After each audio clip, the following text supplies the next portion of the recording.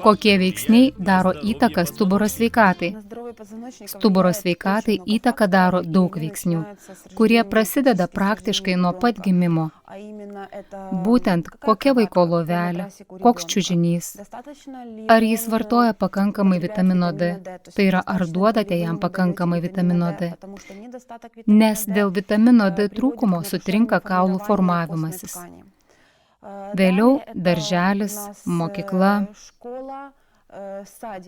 sunkių, nepatogių, neortopedinių kuprinių nešiojimas, sėdėjimas prie netinkamų stalų,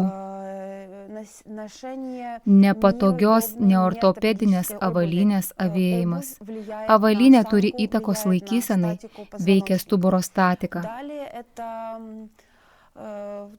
Taip pat sėdimas gyvenimo būdas jau vaikystėje. Vaikai mažai laiko praleidžia lauke. Jie sėdi patalpose prie kompiuterių, planšečių, telefonų. Taip formuojasi netaisyklinga laikysena.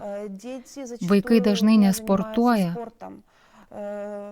Taip yra dėl įvairių priežasčių. Galbūt tėvai tiesiog neturi galimybių, laiko.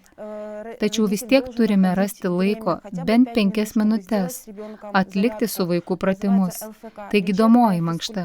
Jie galite rasti internete, išmokti ir atlikti mankštos pratimų kompleksą, kuriam prireiks tik 5 minučių, kad išsaugotumėte savo ir savo vaiko nugaros sveikatą.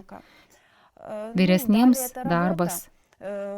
Jau brandesnėme amžiuje, vėlgi dėl laiko ar pinigų stokos, ar kitų priežasčių žmonės nesimankština, neina į sporto salę. Tačiau visą tai galima išspręsti. Jei brandžiame amžiuje jau turite problemų su stuburu, reikia susiimti ir pradėti sportuoti, daryti pratimus nugarai. Tai užtruks nuo 5 iki 10 minučių, bet jei norite gyventi sveikai ir užsiimti daugeliu dalykų, kurių negalėtumėte daryti, kai skauda nugarą, tuomet sportuokite.